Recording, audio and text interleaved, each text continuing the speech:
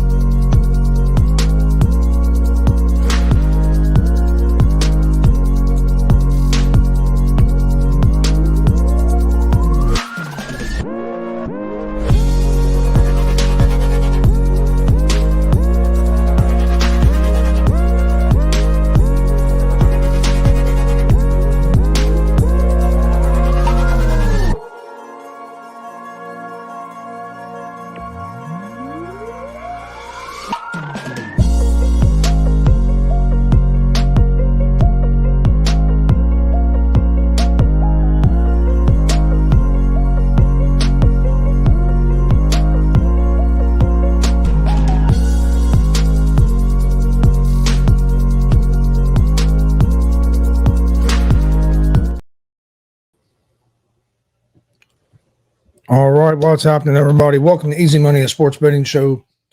Wednesday, September 20th, 2023. I'm Chris Gonzalez, joined by Tony Gonzalez. How's it going? Worth a damn. Watching the Reds blow a game, a beautiful performance by Hunter Green. 14 strikeouts, had the lead, leaves the game, and they're going to flat blow it. Yeah, led the whole game until now. And then top of the ninth, give up 3 runs so far, and then top of the ninth, make it a 5-3 game. Yeah. And the Twins still have 2 runners on. I know there's 2 outs, but a rare bad outing for Diaz when he came in the ninth. All the pitchers so far have not pitched very well since Green. One guy came in and gave up a run pretty quick. Come in. First 5 pitches, he's done got 2 guys on base. I don't know.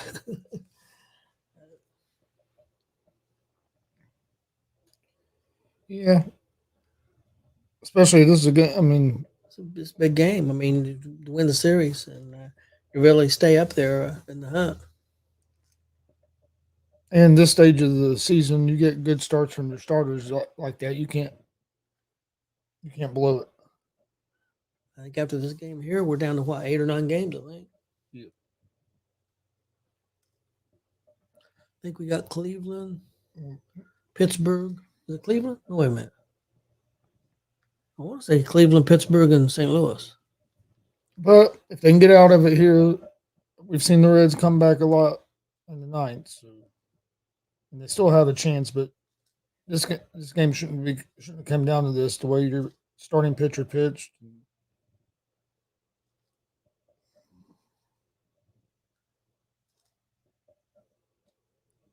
So now we're going to need some more ninth inning magic. Yeah. Which they're capable of, but like I said, you can't keep depending on coming back all the time, especially in games where you don't have to. I can understand if your starter gets off to a bad start, but when you have a dominant outing like Green did, like you mentioned, you shouldn't be in this position. Nope. Yeah, not at all. I haven't been on any of the groups, so I'm sure it's all David Bell's fault.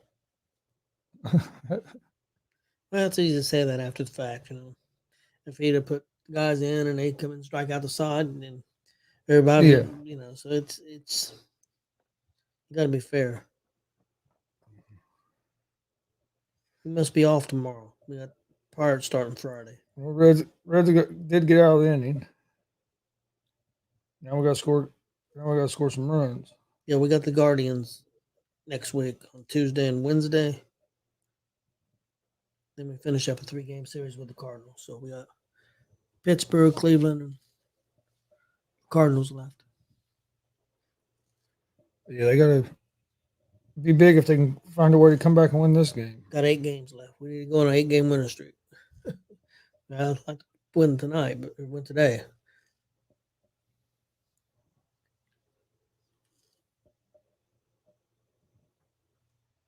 All right.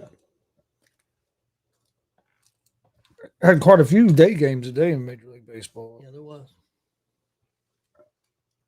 Hopefully, Reds can make a comeback here in the bottom of the ninth, down by a couple runs. Like I said, a game that they've controlled. Yep. Let's see. Other games around the league, the Phillies are up 6-4, bottom of the 10th, over the Atlanta Braves. Of course, just talked about Twins and Reds 5-3, going into the bottom of the ninth. Nationals are up 12-1 on the White Sox. That game is getting ready to start the bottom of the 7th. The Rangers are up 8-4 over the Red Sox in the top of the 4th. Royals are up 3-2 over the Guardians in the top of the 4th. And Baltimore is up 1-0 over Houston in the bottom of the 4th. My first pick for my first game for baseball is going to be the San Francisco Giants at the Arizona Diamondbacks. The Giants are 1.5 run favorites. They're minus 116 on the money line. The Diamondbacks are minus 102 on the money line. Over under for this game is at 7.5 runs. Giants are 76 and 75 on the season, 53 and 43, or 33 and 43 on the road. The Giants are the Giants will have Webb on the mound, who's 10 and 12 with a 3.31 ERA. Diamondbacks are 80 and 72 on the season, 42 and 35 at home. They will have Kelly on the mound, who's 11 and 7 with a 3.45 ERA. I like the Diamondbacks here at the plus 1.5. Getting the Diamondbacks at a 1.5 at home, I think it's good value, especially with Kelly on the mound. Next game is going to be the New York Mets at the Miami Marlins. The Mets are 1.5 run favorites. They're even money on the money line. Marlins are minus 118 on the money line. Over under for this game's at 7.5. So the Mets are favored on the run line. The Marlins are favored on the money line. Mets are 70 and 81 on the season, 31 and 45 on the road. They will have Senga on the mound, who's 11 and 7 with a 2.95 ERA. The Marlins are 79 and 73 on the season, 44 and 33 at home. On the mound for the Marlins is Perez. He's 5 and 5 with a 3.06 ERA. I like the Marlins here on the money line. Marlins have won 4 out of the last 5 games. Mets have been struggling. I like the Marlins here at home on the money line. Next game for me is going to be the Toronto Blue Jays at the New York Yankees. The Blue Jays are 1.5 run favorites, minus 124 on the money line. Yankees are plus 106 on the money line. Over-unders at 7.5 runs. The Blue Jays are 84 and 67 on the season, 43 and 33 on the road. They will have Gosman on the mound tonight, who is 11 and 9 with a 3.40 ERA. Yankees are 76 and 75 on the season, 39 and 37 at home. On the mound for the Yankees will be King, who's 4 and 6 with a 2.77 ERA. I like the Blue Jays here on the money line at the minus 124. Yankees did beat the Blue Jays yesterday. I look for the Blue Jays to bounce back today. Reds did get the first runner on base, leadoff runner on base. Now you got the top of the order coming up. This pitcher here in the ninth with the chance. So this Jax, the closer is give up the most blown saves this year, 7. Jonathan India up, who's 0-2 on the day. We're gonna have the heart of our order up with the chance.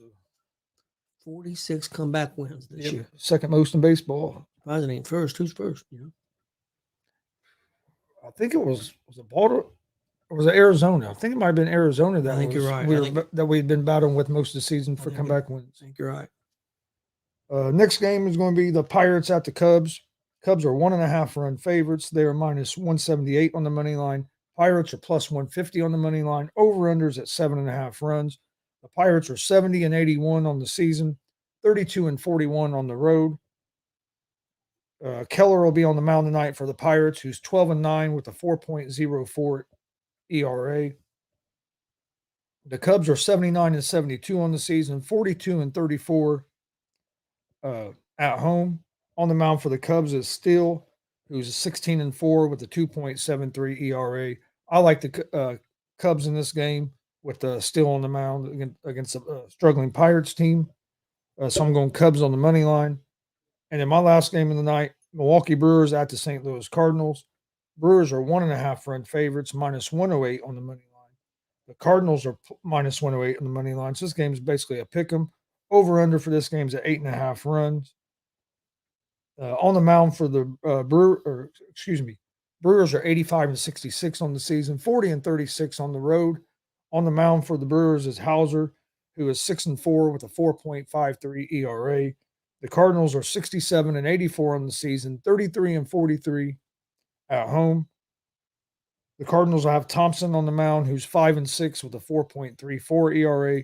I like the Brewers here on the money line. They've been the better team throughout the season, and with Hauser on the mound, I like the Brewers against the Cardinals. So my MLB picks for tonight: Diamondbacks plus 1.5, Marlins money line, Blue Jays money line, Cubs money line, and the Milwaukee Brewers on the money line. Jonathan India got out. You got a 3-0 count on Friedel here. We need a base hit. I mean, a walk would be all right as well, but it'd be nice to get a base hit. Yeah, I agree. India, I think, struck out 3 pitchers, I think. Well, my Major League Baseball parlay for tonight, I have San Francisco at Arizona. I'll take Arizona money line. I've got Colorado at San Diego. I'll take the Padres money line. Toronto money line at the Yankees. I got Pittsburgh at Chicago. I'll take Chicago money line. And my last pick, I got Detroit at the Dodgers. I'll take Dodgers money line.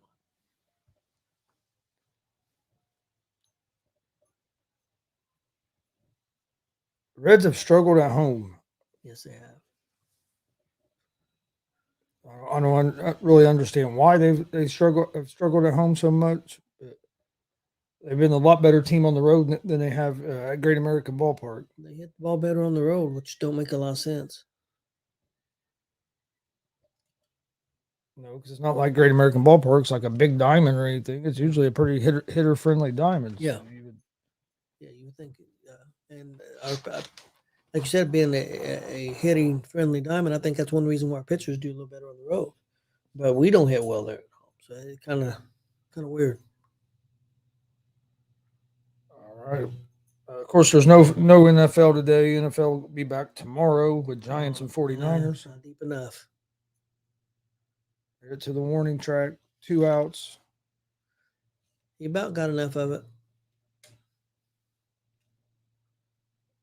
Giants and 49ers tomorrow night with the 49ers at 10.5 point favorites. So we'll give out our official pick on that tomorrow. Right now, I'm even at the 10.5. I think I'm with the 49ers.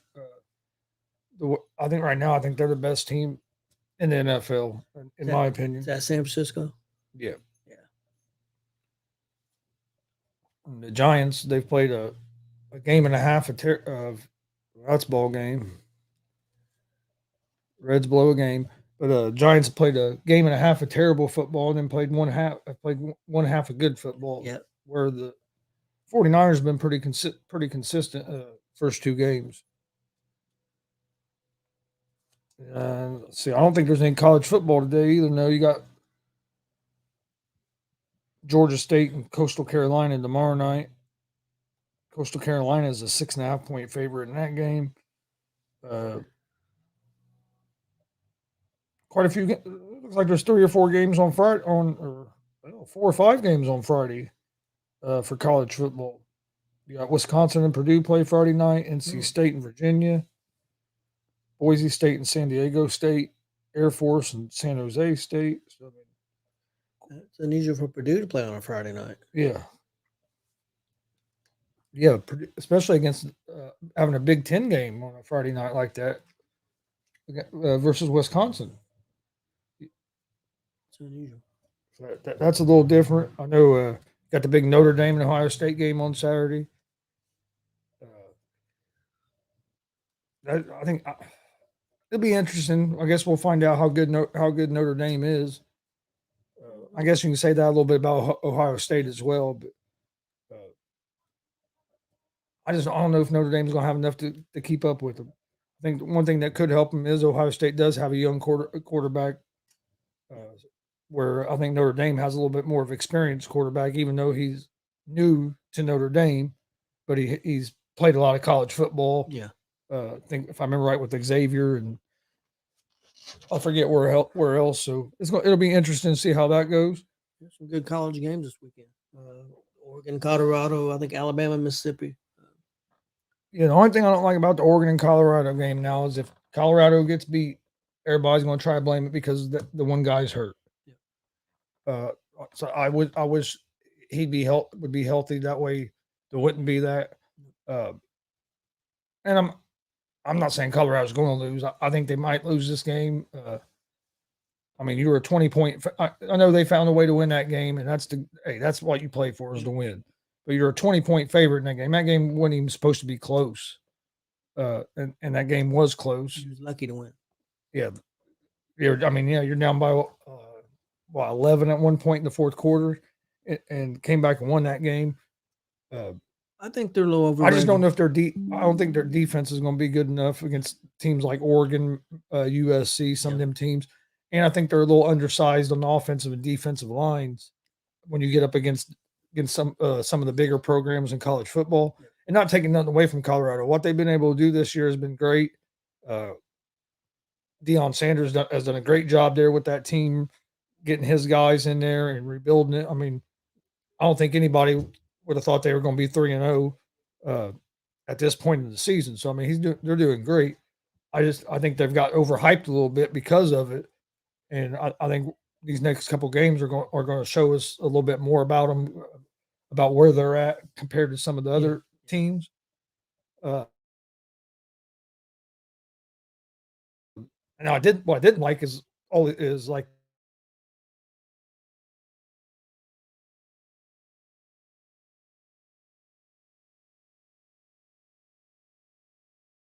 College football, in the NFL, and you got people giving death threats, people wanting the kid expelled from college over this and stuff. Yeah. Where if it had happened in any other game besides that one, it would the next day nobody had been talking about it. Yeah. But because it was the Colorado game, who everybody's on right now, because of the hype around them, and it was probably if not their best player, probably their second best player. It's getting more attention than it would have got in any other game, and I just don't like that because did the guy make a mistake? Yeah, it was a late hit, but like I said, how many times have we heard players and coaches talk about, hey, their best player? We want to make sure we hit him as much as we can, trying to make him uncomfortable, and I think that's what he was trying to do. Yeah, it was a late hit. I'm not saying it wasn't, but it also ain't deserving to be killed or to be expelled from college or not be allowed to play football anymore. Or he should have to miss as many games as that guy on the radio's a goof. But anyway, your opinion. Do you think he was purposely trying to take that guy out there? No. I don't think he was trying to take him out of the game. Was he trying to put a hard hit on him? Yeah. Yes, but I don't think the intent was to hurt the guy. None of us know for sure because we can't be inside the guy's head. I don't think the intent was to, hey, I want to take this guy out and hurt him bad. I think the intent was, hey, I want to put a hit on this guy, make it in the back of his head. Hey, these guys are ready to play, and they're going to be here all day. I don't think it was the intent of another thing, trying to take the guy out. And I understand it was a late hit and he got penalty and whatever. But he got a lacerated kidney. It could have happened on a regular play.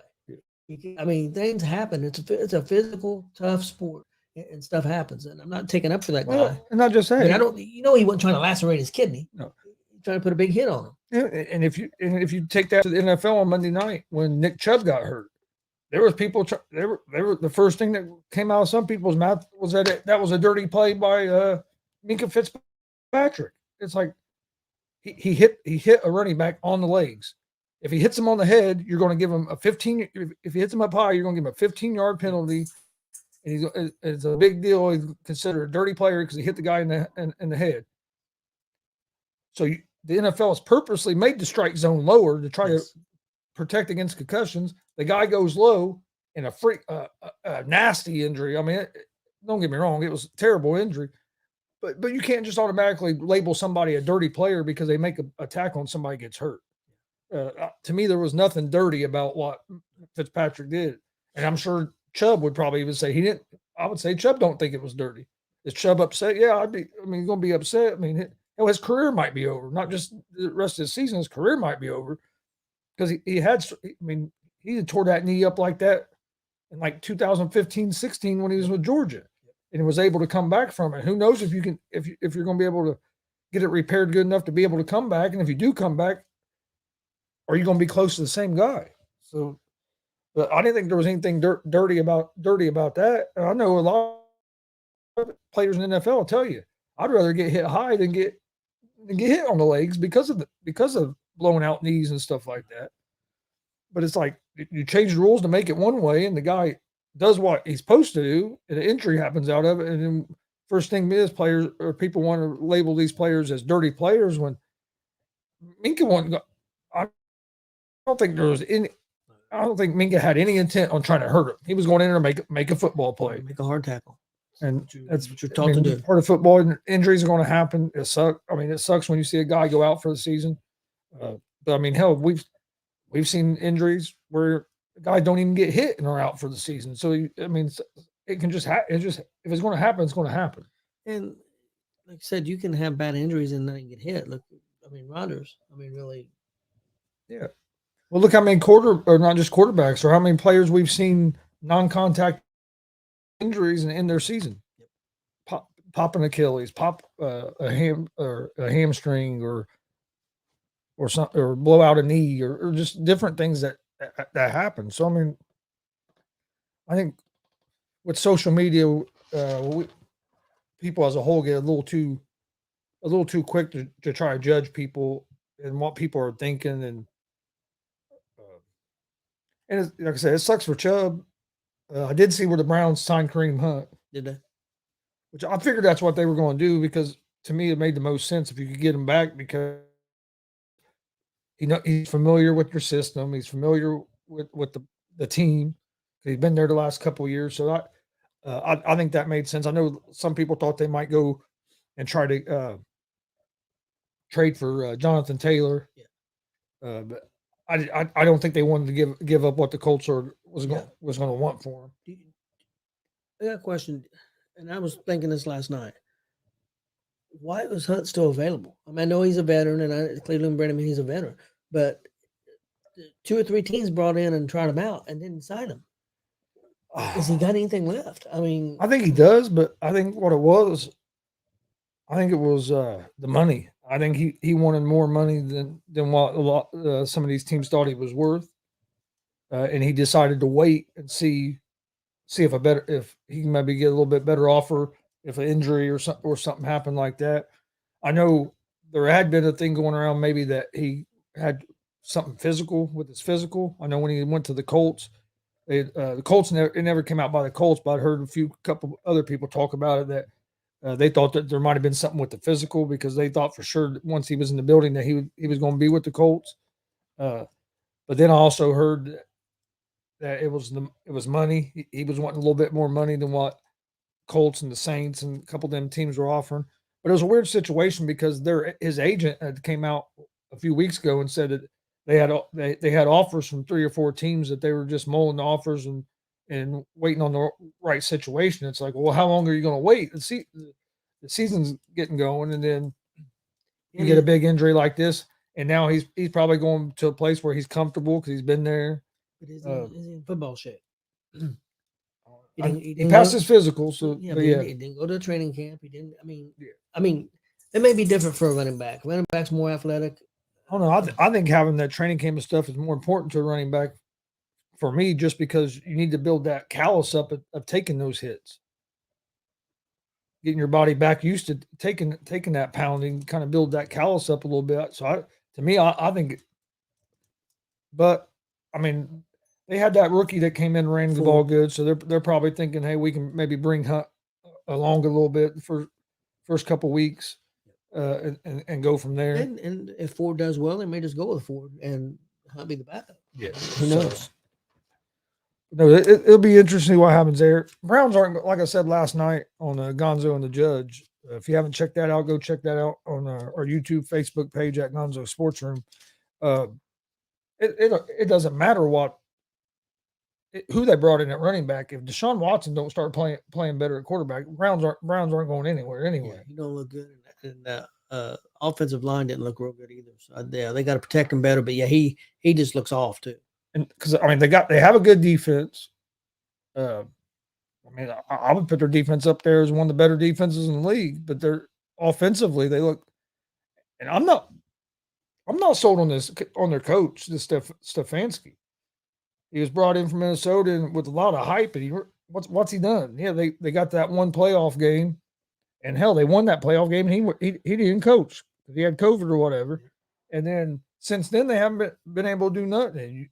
You put Baker Mayfield out there with a hurt shoulder and have him throw 50-something times in the game, and you move on from him because you guys are in love with Deshaun Watson, and we see what that's produced so far. So it's just, and I don't know how, and I don't know if getting to Watson was all that head coach, or if that was more of the GM and the owner, or it might have been a collaboration of all of them. But still, but Deshaun Watson looks nothing like the guy that he was in Houston.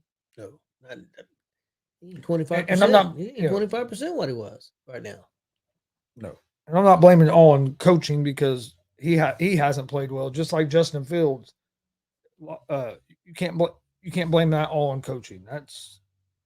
I know he made some comments today. I want to watch the press conference and see a little bit more of it. Because one report was that he kind of blamed it all on coaching, but the little bit I heard on that McAfee aired, it was more of, he said that he feels like he's thinking too much, and that he needs to just play more free.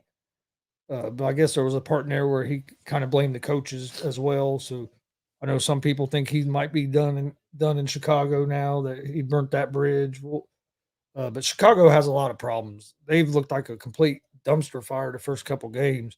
And with all the moves they made in the offseason and all the hype that was around them, they've, to me, been one of the most disappointing teams. I guess you could put, I think actually Arizona's played better than what I thought they were going to play. So I'd put Arizona above Chicago right now.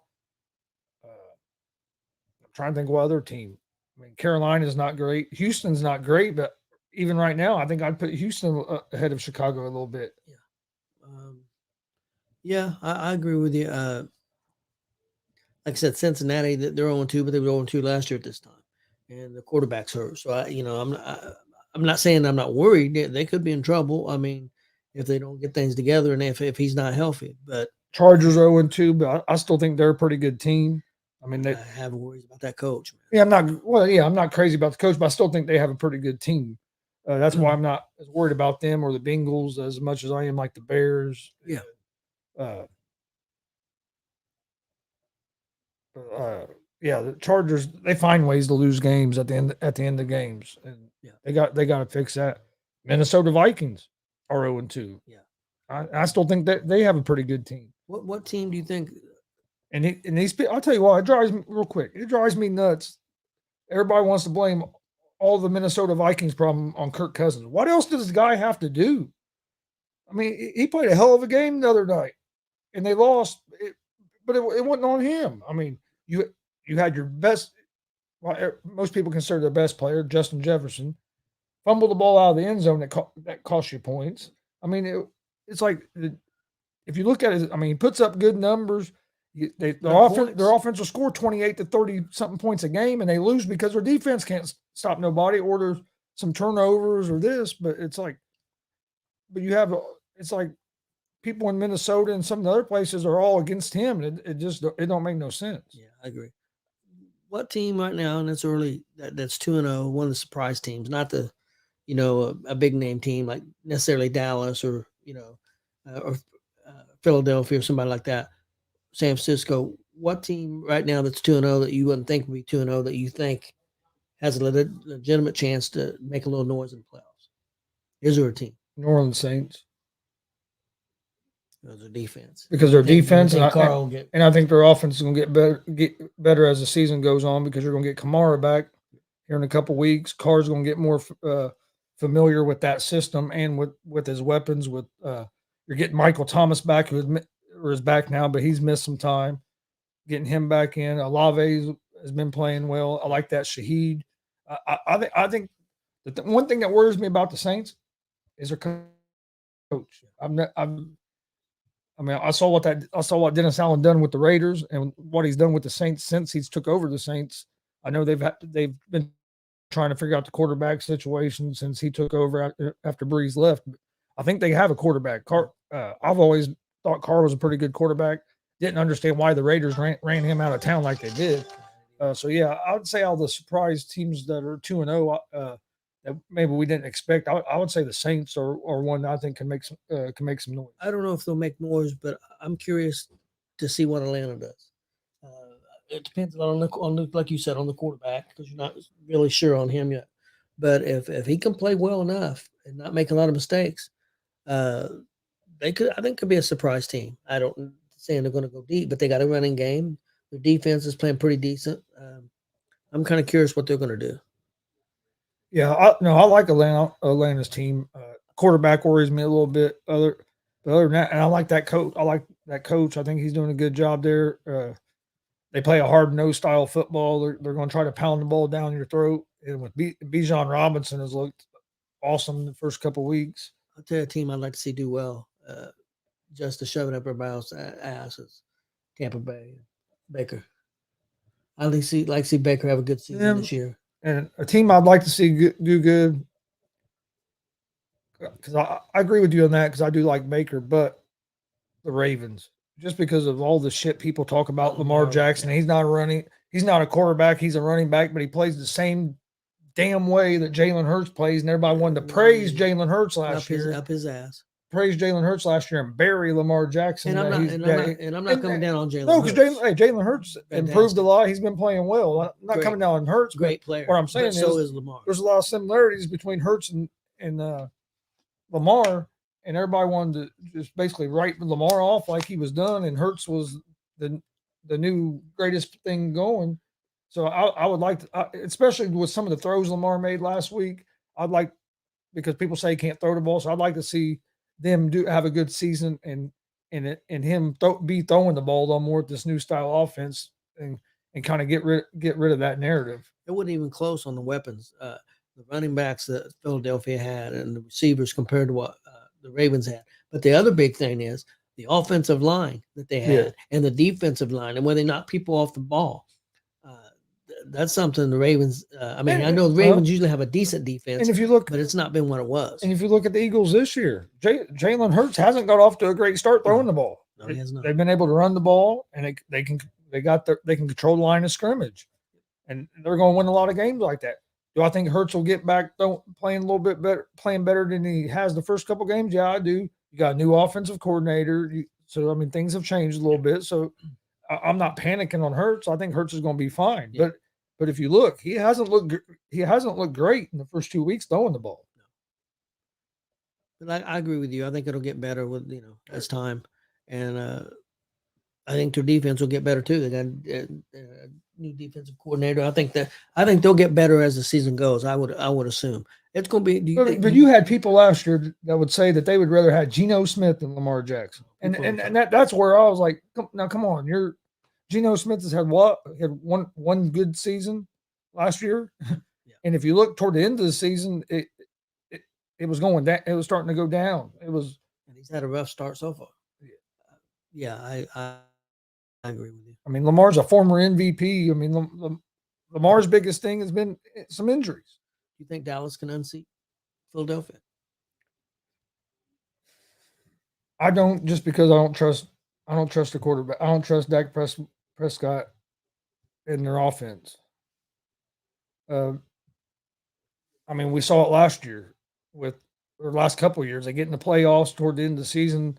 You get against a team like the 49ers that was averaging close to 30 points a game. Your defense holds them to 19, and you still can't win that game. And it seems like Dak finds a way to turn the ball over in big spots in those games. Now, Cowboys defense are playing the way they've been playing these first 2 weeks. They're going to give them a chance because of how good their defense is. But if I had to take who I depended on more, Hurts or Prescott in a head-to-head matchup, I'm gonna go with Hurts. I would too. I think he'll make less mistakes. And the same thing if you put Cowboys against the 49ers. I trust Brock Purdy more than I do Dak Prescott. I know Purdy hasn't played one complete season yet, but from the sample size we saw last year and in the way he's looked so far this year, I would trust Purdy more than I do Prescott at this point. Defensive wise, I would give Dallas the edge over Philadelphia right now. Yeah. Right now. That could change. And also it depends on who stays healthy too. I think right now I have the 49ers defense a little bit ahead of Dallas. I agree. Not by a lot, but I agree with you. But no, Dallas' defense, Micah Parsons that dude's an animal, and he's fun to watch. And if you haven't seen his interview that he done yesterday with Pat McAfee, you need to watch it. You need to watch that. That was a good, real good interview when he was on McAfee yesterday. But he's an animal. That defense, they got a lot of depth on the defensive line. I mean, that's their strength of that defense is that defensive line. Of course, you got Diggs in the back and the back end of the defense, but it's just hard. Their offense is what still I think might hold them back a little bit. Do you think Washington could be for real? I mean, according to what we heard on the radio last night, they've got the offensive coordinator. They're scoring all kinds of points, and Kansas City's in trouble because he's gone. And look what Kansas City's done since what's his name? What's his name, Chris? Bieniemy. Bieniemy. That was one of the stupidest takes I'd ever heard in my life. Well, it was done, but I've heard worse. I mean, if you watch the Chiefs, they historically do not play well in September. Do they win games? Yes, but if you look at their offense, it's not like their offense comes out blazing at the beginning of the season. I'm a Colts fan, but for God's sakes, the Colts beat the Chiefs last year in Week 3. Told them to watch 17 points. Yeah, or something. I mean, and then what did the Chiefs go on and do? Their offense got going. They won the Super Bowl. And arguably, but when it comes to Commanders, I have to be honest, I haven't watched enough of them. I like their defense, but I haven't seen enough. I haven't watched much of their games this year yet, so I haven't really seen a whole lot of Sam Howell on the offensive side. I know they made that great comeback the other day, and it sounds like Hal has some potential. I saw a couple throws on some highlights that he made. It's like that's an elite throw. How consistent can you make those kind of throws though? So I need to watch a little bit more of their offense before I have a good take on whether I think how good they're going to be. But if they can figure out some things on the offensive side of the ball, they have a good enough defense that they can be in a lot of games. They got a pretty good offensive line. They've got weapons. It's just if he cannot make the big mistake and play within himself, they could be a dangerous team. Well, their offensive line's going to play better, though. He's been sacked 10 times in the first 2 games. See, I thought they played a lot better last year. Well, maybe they've struggled this year. I think he got sacked, what was it, 6 the first game and 4 the second game or something like that. Okay. So their offensive line has to pick. I think if their offensive line can pick it up a little bit, I think they could be pretty good offensively because it seems like when he has some time, he's able to make some plays. What are you expecting now, the Colts and Ravens this weekend? Which I don't know who the starting quarterbacks will be. Don't know yet because right now Colts have Richardson still out. He didn't practice today under concussion protocol, and our offensive lineman Kelly didn't practice today with concussion protocol. I think the Colts. I think Colts can compete with Baltimore because of their defense, for one. I think it's going to be an interesting game. I think the spread's a little too big. I'm kind of it was like close to 9 or 10 points.